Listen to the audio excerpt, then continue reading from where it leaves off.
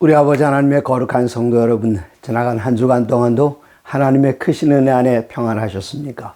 우크라이나로부터 들려온 소식입니다. 전국에 700여 교회가 있는데 전쟁이 일어나고 이제까지 이 교회가 피난민들을 돌본 숫자는 3만 명에 이른다고 합니다. 3만 명이라면 700여 교회 3만 명이라면 한 교회당 적어도 45명 정도의 피난민들을 돌봤던 것입니다. 교회마다 45명이 항상 있었던 것은 아니고 이제 한 피난민 행렬이 다가와서 쉬고 또 지나가고 또 지나가고 이렇게 해서 교회당 40여 명. 작은 교회는 그렇게 많이 못했겠죠. 그러나 커다란 교회들은 또 더 많은 숫자의 피난민들을 돌보았을 것입니다. 아직도 그분들에게 우리의 기도가 필요합니다. 아직도 우리들에게는 그분들을 도울 수 있는 자원을 함께 모아서 아직도 보내드릴 수 있습니다. 이미 말씀드린 대로 영원한 복음에서는 2,300만 원을 모아서 지난 4월 6일 날 보냈습니다마는 이제 앞으로 우크라이나의 전쟁이 끝나면 저희들은 한 도시를 선택해서 그 도시를 집중적으로 그곳에 교회를 세우고 말씀을 증거하고 의료적으로 돕고 그러한 일들을 계획하고 있습니다. 여러분 마음 가운데 준비하고 계셨다가 누가 와서 돕겠느냐 할 때에 will go, 내가 여기 있나에 대한 나를 보내서 함께 가실 분들이 계시면 좋겠습니다.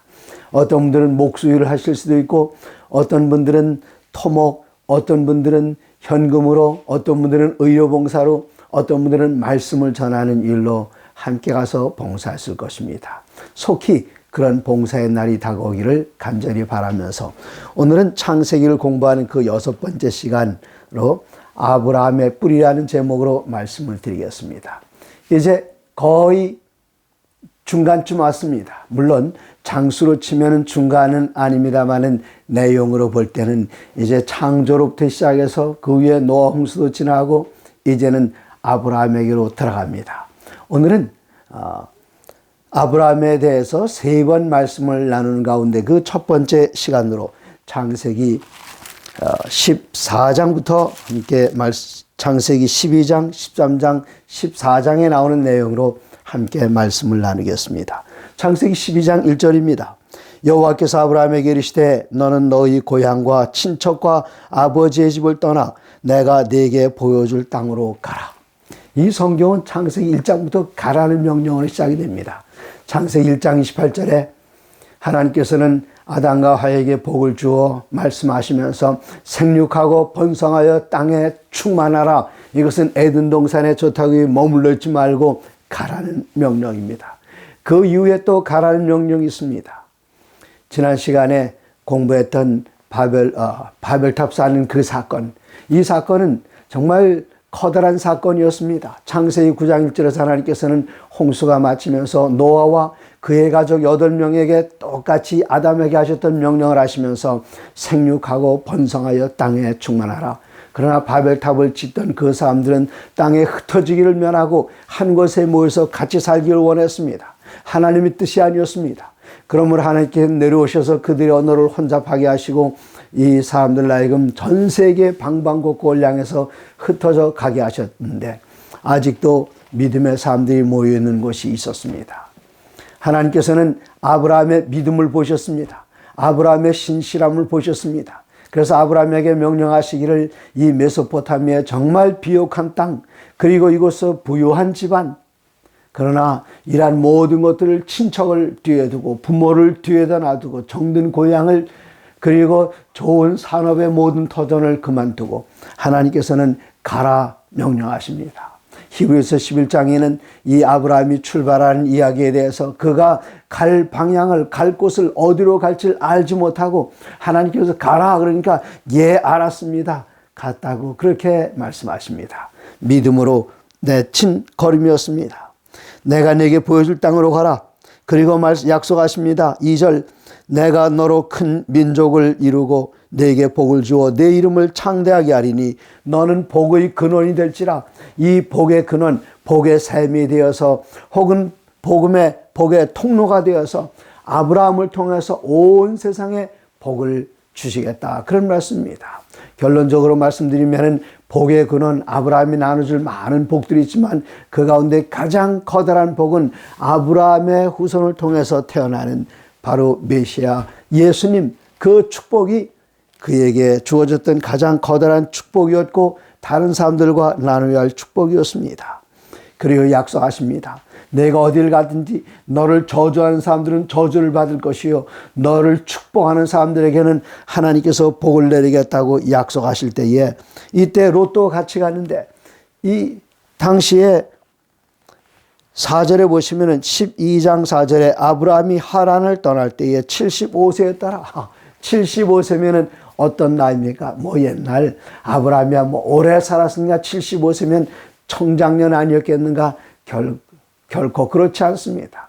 그 당시의 평균 수명은 지금 평균 수명의 한 4분의 1 정도밖에 안 되는 아주 짧게 사는 그때였는데 그럴지라도 이 믿음의 사람은 아브라함은 그 믿음을 따라서 하나님 말씀을 따라 살았기 때문에 그는 다른 사람들보다 훨씬 장수하는 삶을 살았지만 그 주위에는 대부분의 모든 사람들은 다 일찍 죽고 그들의 생명은 짧았습니다. 75세면 누가 봐도 노인입니다. 지금도 75세 하면은 젊은이라고 말하실 분들이 뭐 있을 수 있겠죠. 네. 그런데 75세는 노년이고 또 옛날부터 70세를 가리켜 고희라고 그랬습니다. 옛날부터 드물다. 네. 옛고자 드물리자 옛날부터 70까지 사는 것은 아주 드문 일이다. 그렇게 이야기했는데 그는 75세에 되었을 때에 뒤도 돌아보지 않고 하나님께서 가라고 명령하셨기 때문에 그 명령을 따라 앞으로 갔는데 1800년 중반에 이 미국의 아브라함 라루라는 그분이 재림 기별을 새 천사의 기별을 들었습니다. 그는 이제 미국에는 교회들이 있으니 교회가 들어가지 않은 저 아시아 땅을 향해서 가기를 원했습니다. 기도드린 다음에 대총에다가 저를 아시아에 선교사로 파송해 주십시오. 근데 그의 연세를 물어보니 60이 넘었습니다. 그래서 안 된다고 그랬습니다. 대신 태평양에 있는 어떤 섬으로 가라고 그래서 그는 61살의 나이에 하와이에 가서 그는 2년 동안 전도를 했습니다. 그리고 하와이를 기점으로 해서 그곳에서 일을 하다가 다시 캘리포니아로 돌아왔다가 하와이로 가는 배를 타고 또 하와이에서 서쪽으로 가는 배를 타고 가면서 그 배 안에서 일을 해서 돈을 벌면서 마침내 1888년에 홍콩에 도착했습니다. 그때 그의 나이 67살이었습니다. 67살 이 노장. 그는 그곳에서 복음을 전할 때에 중국인들에게 복음을 전하는 것도 그의 머릿속에 있었지만 전 세계 땅끝까지 복음이 전파되기 위해서는 그는 홍콩에 들어오는 의항선의 배에 타고 있는 선원들에게 부지런히 복음을 전했고 뿐만 아니라 그가 홍콩에서 14년 동안 일을 하면서 14년 그는 88살에 묻히셨습니다. 이렇게 일을 하시면서 홍콩에서 돌아가시는데 홍콩에서 일하는 동안 일본에도 가서 복음을 전하셨고 인도네시아에도 갔고 저 스리랑카에도 갔고 그리고 저 팔레스타인과 레바논까지 다니면서 그의 건강이 허락되는 대로 다니면서 일하면서 그리고 책을 구입해서 문서 전도를 하는 일에 그의 생을 바쳤습니다. 아브라함과 같은 일, 그분의 이름이 아브라함 라로이네요. 네, 아브라함 75살에 나가셨습니다. 그는 가는 곳에서 어떤 일을 했는가 7절에 보시니 여호와께서 아브라함에게 나타나 이르시되 내가 이 땅을 내 자손에게 주려 하신지라 자기에게 나타나신 여호와께 그가 그곳에서 제단을 쌓고 그는 가는 곳마다 제단을 쌓습니다. 8절입니다. 거기서 베델 동쪽 산으로 옮겨 장막을 치니 서쪽은 베델이요 동쪽은 아이라 그가 그곳에서 여호와께 제단을 쌓고 여호와 이름을 부르니 점점 남방으로 옮겨갔더라. 그는 베델에서 남쪽으로 가면서 계속해서 가는 곳마다 하나님께 제단을 쌓아서 이방신을 섬기는 주위에 있는 사람들에게 참 하나님에 대하여 소개했습니다. 그의 소개를 받아서 하나님을 깨닫게 된 사람들에 대한 기록은 없습니다만 그가 가는 곳마다 제단을 쌓고 여기에 양을 잡고 하나님께 번제를 드리는 모습을 주위에 있는 사람들이 보면서 물었을 것입니다. 다른 민족들은 자기의 아기를 바쳐서 사랑하는 그 아기 사람을 바치는데 아담은 그렇지 않을 모습을 봤습니다. 그는 가는 곳마다 제단을 쌓았습니다. 우리 제7난식일 예수님교인들은 있는 곳마다 그곳에서 새벽 제단, 아침 제단을 쌓는 가족 제단을 쌓는 백성들입니다. 그런데 그가 있던 땅에 10절에 보니 그 땅에 기근이 들었으므로 아브라함이 애굽에 거주하려고 그리로 내려갔더니 이는 그 땅에 기근이 심하였습니다. 아브라함이 여기 베델로 오거나 가나안 땅에 올 때에 그것은 하나님께서 명령하셨기 때문에 가라 하실 때에 하나님께서 인도하신 대로 갔지만 그가 이 지역에 가뭄이 들었을 때에 애굽으로 가는 것은 하나님에 대한 지시가 거기 나와 있지 않습니다. 그러므로 그가 애굽에 가서 제단을 쌓았다는 그런 표현도 없습니다. 그가 마땅히 하나님께 모든 것을 여쭤보고 믿음으로 전진해야 할 사람인데 이때는 자기 주에는 상황을 스스로 판단하고 스스로 옮겼던 것이 아닌가 그렇게 생각이 됩니다. 그가 메소포타미아를 떠날 때에 75살이었다면 이제 가나안 지역에서 몇 해가 지난 성경은 이야기하지 않습니다만은 75세는 지났는데 그가 애굽에 가면서 아내에게 이렇게 이야기합니다. 11절 그가 애굽에 가까이 이르렀을 때에 그의 아내 사레에게 말하되 내가 알기에는 그대는 아리따운 여인이라. 아니 지금 아브라함은 80 바라보는 노인 아닙니까? 그의 아내도 사레도 할머니입니다. 옛날 그 당시에 이 나이라면 정말 노인, 진짜 노인네들입니다. 그런데 이 노인네의 얼굴 보고 당신이 너무나도 아름답기 때문에 당신 때문에 내가 당신의 남편인 줄 알면 사람들은 나를 죽이고 당신을 차지할 거요. 그러니 우리는 남매라고 소개하십시다. 사실 그들은 남매지간이었습니다. 그 어머니가 다른 남매지간이었는데 그대는 아리따우니라. 12절 애굽 사람이 그대를 볼 때 이르기를 이는 그의 아내라 하여 나는 죽이고 그대는 살리리니 원하건대 그대는 나의 누이라 하라. 그러면 내가 그대로 말미암아 안전하고 내 목숨이 그대로 말미암아 보존되리라. 이거 얼마나 끔찍한 일입니까? 누나는 다른 남자에게 보낼 수 있어요. 하지만 아내는 다른 남자에게 보낼 수 없습니다. 그는 이렇게 하자 그랬습니다. 온 세상에 너무나도 끔찍한 믿음 없는 일이었습니다. 이집트의 바로가 보니까 정말 아름다운 여인이 왔습니다. 그 주에는 모든 대신들이 아브라함의 아내의 미모에 대해 칭찬합니다. 이 여인을 데리고 오고 그리고 아브라함에게 많은 재물을 주었습니다. 16절 이에 바로가 그로 말미암아 아브라함을 후대함으로 아브라함이 양과 소와 노비와 암수나귀와 낙타를 얻었더라. 이거 얼마나 끔찍한 일입니까? 아내를 내주고 이런 재물을 얻었다고요. 지금 생각하면 가슴치고 통탄할 믿음 없는 일이 아브라함에게 일어났습니다. 하나님을 전적으로 의지 못한 그런 모습을 봤습니다. 그러나 하나님께서는 당신의 사람 아브라함의 가정을 보호해 줘서 애굽의 바로 임금 그 집안에 재앙을 내리셨습니다. 18절 바로가 아브라함을 불러서 나는 너를 선대했거늘 어찌하여 너는 내 아내를 내 누이라고 해서 나로 하여금 이런 재앙을 받겠느냐. 그를 꾸짖었습니다. 믿음의 조상이 이방 임금에게 꾸짖음을 당하다니요 얼마나 부끄러운 일이었습니까?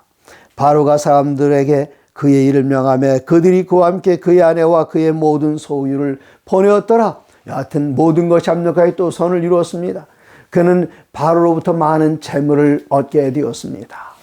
이제 다시 기근이 끝났을 때에 아브라함은 애굽에서 나와서 모든 소유와 그리고 가족과 조카를 데리고 다시 가나안 땅으로 돌아옵니다. 2절 아브라함에게 가축과 은과 금이 풍부하였더라.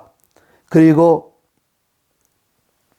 그가 네게부에서 떠나 베델이로 베델과 아이 사이 곧 전에 장막 쳤던 그곳에 이르니 그가 처음으로 제단을 쌓은 곳이라. 이 베델은 어디 있는가 하면은 사해바다가 있다면 사해바다 북서쪽으로 좀 비껴간 곳에 베델이었는데 여기에 가나안 땅에 들어와서 처음으로 하나님께 제단을 쌓았던 장소였습니다. 하나님께서 아브라함에게 복을 많이 주셨습니다. 또 아브라함 옆에 있는 롯도 하나님께 많은 복을 받았습니다. 그러므로 양쪽이 다 양떼가 많아지고 목자들이 많이 늘어났습니다. 그러다 한 곳에 모여 살다 보니까 아브라함의 목자들과 롯의 목자들이 이 지역 혹시 여행 보신 분들이 계신지 모르겠습니다만은 정말 이 지역은 양을 기르기에 그렇게 좋은 것은 아닙니다. 풀들이 거의 없어요. 이 지역을 여행하다 보면은 산이 있으면 그 산에 나무 하나, 풀 한 포기도 이 차를 타가면서 보이지 않습니다. 그러면 이 산에 계속해서는 띠가 있어요. 그 띠는 뭔가 하면 양들이 이런 산비탈을 지나가서 양들이 지나가면 생긴 길들이 그냥 여러 겹으로 산에 이렇게 띠가 있습니다. 이것 목자들이 서로 다투는 그 모습을 보면서 그게 아름답게 보이질 않아서 아브라함은 롯을 부릅니다. 예, 조카야. 하나님께서 우리들에게 복을 많이 주셔서 우리는 이 복을 누리고 있지만 우리가 데리는 이 목자들이 서로 주인에게 충성을 다하느라고 다투는구나. 그러니 우리가 여기서 같이 있지 않고 나눠줘야 우리 집안의 우애도 잘 보존할 수 있을 것 같다. 네가 먼저 선택하라. 내가 우쪽으로 하면 내가 오른쪽으로 가면 나는 왼쪽으로 가고 내가 왼쪽으로 가면 나는 오른쪽으로 가겠다. 네가 먼저 선택해라. 이때 롯은 그 자기 작은 아버지에게 어떻게 될까요? 아유, 숙부님, 그게 아니죠. 숙부님께서 먼저 정하시면 그러면 제가 정하도록 그렇게 하겠습니다. 그렇게 하지 않고 정 그러시면 제가 알았어. 그리고는 그가 산 위에 올라가서 저 동남쪽으로 들판을 보니까 여기는 가나안 땅에서 저 위에서부터 가운데로 흘러내리는 요단강이 있는데 요단강 하류 지역에서 요단강이 넘칠 때의 퇴적물들이 내려와서 이 지역 사해바다 들어가는 그 입구 지역 여리고 동쪽의 이 지역은 아주 땅이 기름지고 좋습니다. 산물이 풍부합니다. 그리고 아열대 지역에서 사시사철 그 지역은 푸르름을 자랑하고 있었습니다. 그리고 이제 좀 더 내려오면은 여기에 사해바다가 있는데 사해바다 동쪽에서 남쪽 약간 내려오면 여기에 소돔과 고모라는 도시가 있었는데 날씨가 좋습니다. 롯은 13장 10절에 이에 롯이 눈을 들어 요단 지역을 바라본즉 소알까지 온 땅에 물이 넉넉하니 여호와께서 소돔과 고모라를 멸하시기 전이었으므로 여호와의 동산 같고 애굽 땅과 같았더라. 그러므로 롯이 요단 온 지역을 택하고 동으로 옮기니 그들이 서로 떠난지라.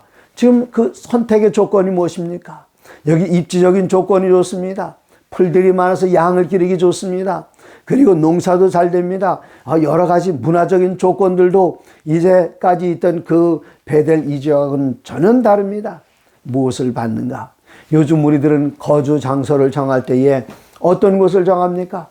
우리들은 물 좋고 산 좋은 곳 그런 곳 옛날 말이죠. 요즘은 어디 가는가 하면은 그 일을 해서 돈을 벌기 쉬운 그 잡이 있는 곳을 찾습니다. 그리고 아이들 데리고 계신 분들은 학군이 좋은 곳을 찾아갑니다. 그리고 살기 편한 곳을 찾아갑니다.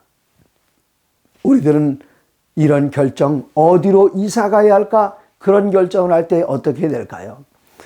어떤 제가 존경한 한 목사님께 저를 부르셨습니다. 어느 집에 지금 집을 새로 지었으니 그 집에 축복 기도하러 가자. 집들이 한다고 한다. 예, 알겠습니다. 아내와 함께 제가 그 집에 갔는데 그 지역에는 제칠난식을 내세우는 게 정말 군락을 이루는 많이 있는 그런 지역이었습니다. 그런데 왜 집을 짓는데 그 큰 교회들, 대한민국에서 지금 가장 많은 교인들이 모이는 그 교회 근처, 그 주위에 커다란 교회들이 여러 개 있습니다. 아시는 분은 짐작하실 겁니다. 왜 거기다 집을 지었습니까? 제가 그 집에 들어가서 축복 기도를 하는데 정말 마음이 많이 아팠어요. 그런데 제 아내가 옆에 쿡쿡 찌릅니다. 여보, 우리가 이 집을 축복 기도해 주러 왔다고요. 그래서 제가 마치면서 장로님 앞으로 또 집을 지을 기회가 있을지 모르겠습니다만은 이렇게 교회가 가깝고 학교가 가깝고 이런 곳 좋습니다마는 우리의 소원이 무엇입니까? 우리의 소원은 예수님의 재림이 아닙니까? 예수님의 재림은 언제 이루어집니까? 마태복음 14장 14절 이 천국 복음이 모든 민족에게 증거되게 하여 온 세상에 전파되리니 그제야 끝이 오리라. 그래서 아직까지 교회가 없는 그 지역에 가서 집을 지으셨다면 거기에 그냥 한 30평짜리 아파트만 돼도 그곳이 교회가 될 수 있지 않습니까? 교회가 없는 지역이 대한민국에 얼마나 많이 있는데 왜 그런 곳을 안 가시고 왜 있죠? 물론 학교와 가깝지요. 우리 큰 교회들이 주위에 있기 때문에 어디든지 갈 수 있죠. 다 좋습니다만은 우리가 누굽니까? 우리는 재림 성도들입니다. 그러므로 우리가 다음에 이사할 곳을 선택할 때에 뭐 대부분 다 직장 따라 다니긴 합니다만은 특별히 내가 혼자 임으로 선택할 수 있는 그런 기회가 있다면 복음이 들어가지 않은 지역, 교회가 없는 지역, 그곳에 가서 나 혼자 살아도 나의 존재 그 자체만으로도 하나님께서는 당신의 영광의 빛을 내게 비추셔서 세상에 반사하게 하시고 그러하여금 복음의 통로, 하나님께서는 아브라함을 보내신 목적이 무엇입니까? 복의 근원, 복의 통로가 되기 위해서 다른 지역으로 다니게 하셨습니다. 네, 아브라함은 어떤 선택을 했습니까? 아브라함은 롯이 아브라함을 떠난 후에 여호와께서 아브라함에게 이르시되 너는 눈을 들어 너 있는 곳에서 북쪽과 남쪽 그리고 동쪽과 서쪽을 바라보라.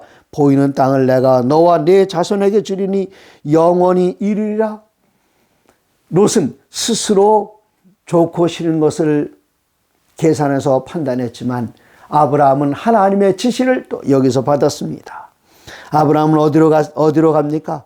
16절 내가 내 자손이 땅에 티끌 같게 하리니 사람이 땅에 티끌을 능히 셀 수 있네 내 자손도 세리라. 17절 너는 일어나 그 땅을 종과 횡으로 두루 다녀 보라.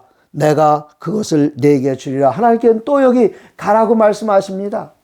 이때에 18절에 보면 아브라함이 장막을 옮겨 헤브론에 있는 마므레 상수리 수풀에 이르러 거주하며 거기서 여호와를 위하여 제단을 쌓았더라. 이 헤르본은 산지였습니다. 이곳 산지였는데 헤브론은 약 900m, 930m 되는 높은 지역의 산지, 하나님께 기도드리기 좋은 곳이었습니다. 그러나 그는 산속에서 기도만 드리고 있는 사람이 아니었습니다. 명상만 하는 사람이 아니었습니다. 그는 하나님께서 명령하시기를 너는 종으로 횡으로 다니라 그렇게 말씀하셨습니다. 그는 기회가 있을 때마다 다니면서 하나님의 사랑을 증거해야 할 그런 사명을 받았습니다. 여러분께서 어디에 계시든지 그냥 맨날 직장과 아니면 학교와 집 여기만 왔다 갔다 그 시계의 그 종처럼 이렇게 왔다 갔다 하지 마시고 우리들은 종으로 횡으로 다니면서 사람들에게 하나님의 복을 나눠줘야 합니다. 롯의 선택은 소돔 땅으로 내려갔지만 아브라함의 선택은 위로 올라갔다는 사실을 기억하시기 바랍니다. 그리고 여호와를 위하여 헤브론에서 또 제단을 쌓았습니다. 어디든지 가는 곳마다 하나님 앞에 제단을 쌓는 것, 그것은 그리스도인의 마땅한 태도입니다. 그러므로 여러분 가정에서 무슨 일 하시든지 어떤 곳에 사시든지 아침마다 사랑하는 가족들을 모아놓고 제단 쌓는 일을 우리들 모든 행동과 의무의 첫 번째로 삼아야 할 필요가 있습니다. 이제 15장에 가면서 아브라함이 롯을 구한 얘기가 나오는데 14장 1절 당시의 신할왕 하면은 우리들이 더 알아듣기 쉬운 말로 표현하면 바벨론입니다. 바벨론 왕 아므라벨과 엘라살 왕 아리옥, 엘람 왕 그돌라오메, 고임 왕 디다리, 소돔 왕 베라와 고모라 왕 비르사와 아드마 왕 시낙과 스보엔 왕 세메멜과 벨라 왕 곧 소알 왕과 싸우니라. 왜 이렇게 여러 왕국의 왕들과 싸워야 했을까요? 이유는 14절에 이들이 12년 동안 그돌라오멜을 섬기다가 13년에 배반한지라. 제14년에 그돌라오멜과 그 옆에 있는 주의 나라들이 배신한 나라들을 공격하는데 이제 그돌라오멜이 강력한 왕이었습니다. 그러므로 그 주위에 있는 나라들과 전쟁에서 이기고 그들로부터 이 나라들 하나로 통일하는 대신에 그들로부터 매 해마다 공물을, 세금을, 조공을 받았습니다. 지난 12년 동안 그렇게 조공을 바치던 그 나라들이 이제는 처음에 침공을, 그돌라오메에게 침략을 당할 때의 그 끔찍한 것을 12년 지나다 보니까 다 잊어버렸습니다. 이제 그들이 조공 바치는 것을 딱 멈추고 배반했을 때에 그돌라오메는 그 지역의 나라의 임금들을 합해서 이 나라들을 하나씩 요즘 말로 말하면 손을 봐주는데 10절에 보시면 시띵 골짜기에는 역청 구덩이가 많은지라 소돔왕과 고모라 왕이 달아날 때에 그들이 빠지고 그 나머지는 산으로 도망하며 네 왕과 소돔과 고모라의 모든 재물과 양식을 빼앗아가고 12절 소돔에 거하는 아브라함의 조카 롯도 잡아가고 그 재물까지 노략하여 갔더라. 그 롯이 잘못 선택에 대한 그 결과입니다. 그가 아브라함처럼 헤브론 같은 곳에 가서 양을 치고 그곳에 가서 하나님의 보호를 간절히 간구하면서 하나님과 동역했더라면 이런 끔찍한 일은 안 당했는데 그 소식이 이 롯의 집안 사람들 가운데 그 종 하나가 도망쳐 나와서 헤브론으로 달려갔습니다. 그 헤브론에서 좀 더 남쪽으로 와 있었는데요. 네, 남쪽으로 와 있는데 그곳에 달려가서 이야기했을 때에 아브라함은 그 이야기를 듣자마자 신속하게 움직였습니다. 14절입니다. 아브라함이 그의 조카가 사로잡혔음을 듣고 집에서 길리고 훈련된 318명을 거느리고 단까지 쫓아가서 그와 그의 가신들이 나누어 밤에 그들을 쳐부수고 자 잠깐만 기다려라 내가 뭐 사람들 모으고 추격들 조직해서 쫓아가겠다 그런 것이 아니라 아브라함은 항상 유비무환의 사람이었습니다. 제가 오늘 집을 이렇게 치우면서 나는 안식일을 준비하지 말아야겠다 그런 생각을 했습니다. 무슨 말이죠? 저희들은 주로 준비일 금요일만 되면은 이젠 뭐 집 청소도 하고 이렇게 준비를 하고 그렇게 하는데 자, 이 말씀을 준비하면서 안식일 준비를 하지 말아야겠다. 그 말씀은 무엇인가 하면 항상 준비되어 있어야 되겠다. 언제 하나님께서 내 가정을 방문하시든지 천사들이 내 가정을 방문할 때 모든 게 다 잘 정돈되어 있고 모든 것이 깔끔하게 되어 있으면 특별히 준비할 필요가 없어요. 여기 나중에 나오는 이야기입니다마는 하나님께서 아브라함을 방문하실 때에 롯을 방문할 때에 항상 이 아브라함과 롯은 그냥 지나가겠다는 그 인간의 모습으로 나타나는 그 손님들 길을 써서 드립니다. 근데 요즘 많은 사람들이 집안의 손님들을 안 모시고 오는 이유가 준비가 안 됐어요. 손님 맞을 준비가 안 돼 있습니다. 근데 여기 아브라함은 조카가 끌려갔다 그 얘기를 들을 때에 허둥지둥 사람들 모으러 다니고 사람들에게 돈을 주고 병사를 산 것이 아니라 그 집 안에서 길리운 종들 그들은 이미 그들의 양떼를 보호하기 위해서 318명의 잘 무장된 군사들이 있었습니다. 이 아브라함은 그냥 저 어디 가서 엎드려서 기도만 하고 경건한 그런 유약한 그런 사람이 아니었습니다. 하나님 앞에서는 경건한 사람이었지만 그 수백 명의 가족과 식솔들을 다스리는 그는 CEO였고 그리고 잘 훈련된 군대를 조직해서 나가서 전쟁을 할 수 있는 장수로서 여기 등장합니다. 그는 지체하지 않고 달려가서 소돔 왕을 구출하고 물론 조카 롯을 구출했겠죠. 조카의 롯도 구출하고 모든 재산도 다 되찾고 그리고 상대편에 있는 다른 왕들 모든 왕에게 잡혀간 것이 아니라 그 중에 한 왕이겠죠. 그 왕을 쳐서 무찌르고 이 재물들을 다 뺏어왔습니다. 그리고는 소돔 왕에게 속했던 그 사람들과 재물을 돌려줬습니다. 그리고 그가 했던 첫 번째 일이 무엇일까요? 17절입니다. 아브라함이 그돌라오멜과 그와 함께한 왕들을 쳐부수고 돌아올 때에 소돔 왕이 사회 골짜기 곧 왕의 골짜기로 나와 그를 영접하였고 이때에 그는 소돔 왕이 영접받기 전에 먼저 하는 일이 있었습니다. 살렘왕 멜기세덱이 떡과 포도주를 가지고 나왔으니 그는 지극히 높으신 하나님의 제사장이었더라. 그가 아브라함에게 축복하여 이르되 천지의 주제시요 지극히 높으신 하나님이여 아브라함에게 복을 주옵소서. 너희 대적을 내 손에 붙인 지극히 높으신 하나님을 찬송할지로다 하며 아브라함이 그 얻은 것에서 10분의 1을 멜기세덱에게 주었더라. 그는 전쟁에서 돌아왔을 때에 제일 먼저 하나님의 제사장에게 11조를 드리는 일을 먼저 했습니다. 그 다음 문장도 한번 읽어볼까요?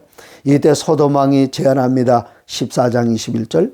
아브라함에게 이르되 사람은 내게 보내고 물품은 내가 가지라. 이때 아브라함은 이야기합니다. 하나님께 내게 이렇게 커다란 재물을 얻게 하셨는데 내가 부자 된 것이 이방인인 금 당신 때문에 부자 되었다? 아니요. 나는 하나님 때문에 부자 된 사람이요.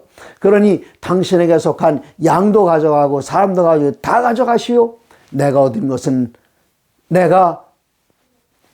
것은 하나님께 주신 것입니다. 하나님께서 내게 주셨다 할지라도 나는 그 가운데 10분의 1을 하나님께 돌려드립니다. 그리고 멜기세덱에게 전쟁이 끝난 다음에 이 멜기세덱은 평강의 왕, 평화의 왕이란 뜻입니다. 전쟁이 끝났을 때에 누가 나타나는가? 평강의 왕이 나타났고 이 평강의 왕이 나타났을 때에 아브라함은 하나님께서 자기에게 주신 그 복을 다 숫자를 세어봤습니다.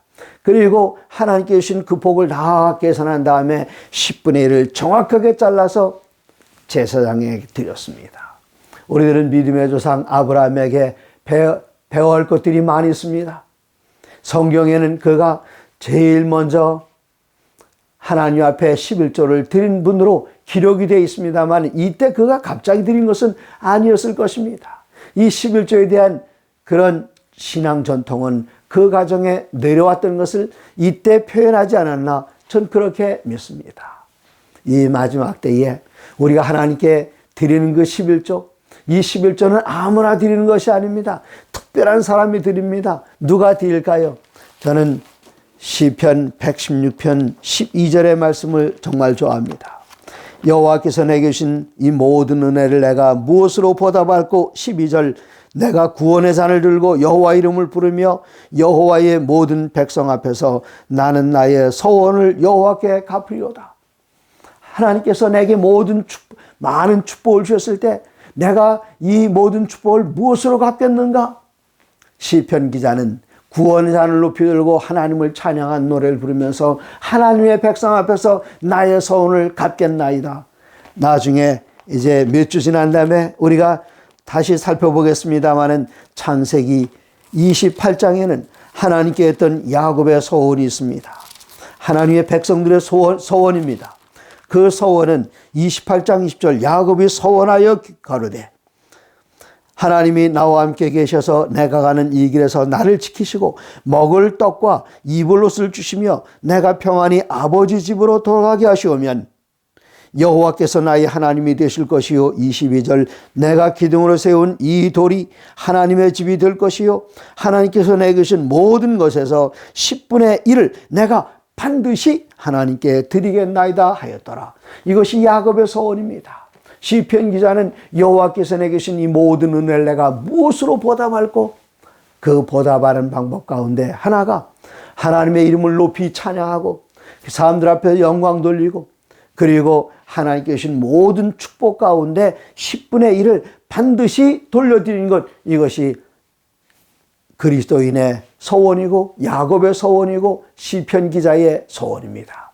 사랑하는 여러분, 하나님께서 우리에게 주신 그 복을 눈을 감고 세어보십시오. 얼마나 많이 하나님께 복을 받았는지 모릅니다.